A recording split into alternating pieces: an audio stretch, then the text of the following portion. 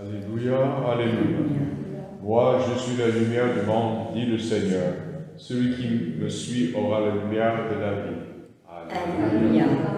Le Seigneur soit avec vous. Et avec votre esprit. Évangile de Jésus-Christ selon Saint Jean. Gloire à toi, Seigneur. En ce temps-là, Jésus s'écria, « Celui qui croit en moi, ce n'est pas moi qui crois, mais en celui qui m'a envoyé. Et celui qui me voit, voit celui qui m'a envoyé. Moi qui suis la lumière, je suis venu dans le monde pour que celui qui croit en moi ne demeure pas dans les ténèbres. Si quelqu'un entend mes paroles et n'y reste pas fidèle, moi je ne le juge pas. Car je ne suis pas venu juger le monde, mais le sauver. Celui qui me rejette et n'accueille pas mes paroles aura pour le juger la parole que j'ai prononcée. C'est elle qui le jugera au dernier jour. Car ce n'est pas de ma propre initiative que j'ai parlé. Le Père lui-même qui m'a envoyé m'a donné son commandement. C'est ce que je dois dire et déclarer. Et je sais que son commandement est vie éternelle. Donc, ce que je le déclare comme le Père me l'a dit. Acclamons la parole de Dieu. Louange à toi, Seigneur Jésus.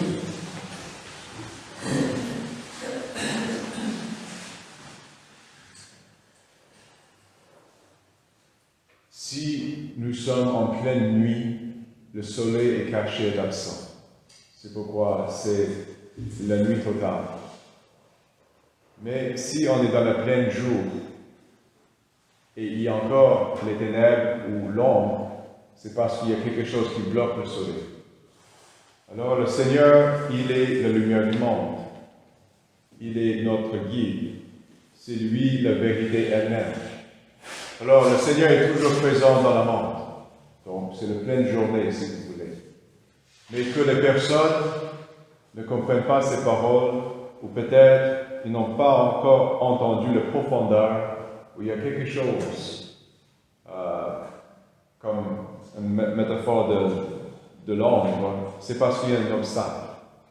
Il y a quelque chose qui rend la parole difficile parfois, ou peut-être soit difficile à comprendre, ou peut-être il comprend le sens, mais les personnes trouvent la difficulté de le suivre.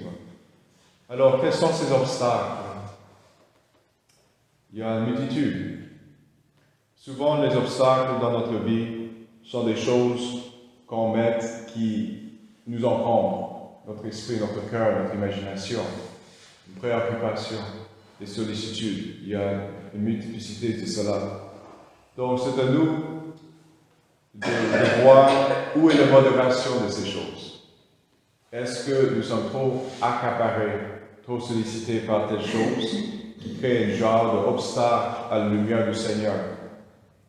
Si les créatures sont bonnes, les choses dans notre vie sont bonnes en soi, c'est une question de modération. Mais si on sait clairement que telle chose n'est pas objectivement bonne dans ma vie, il faut l'enlever. Mais c'est toujours difficile de faire quelque chose sans le Seigneur. La conversion n'existe sans participer, sans répondre à la grâce que le Seigneur nous envoie. La grâce est toujours présente et c'est aussi un aspect de la lumière.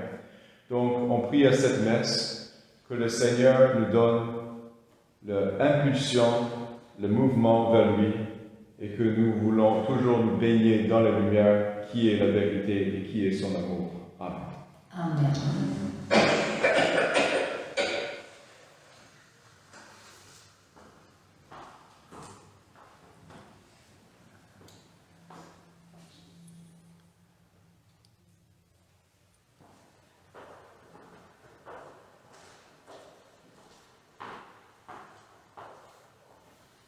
Nous célébrons cette Eucharistie pour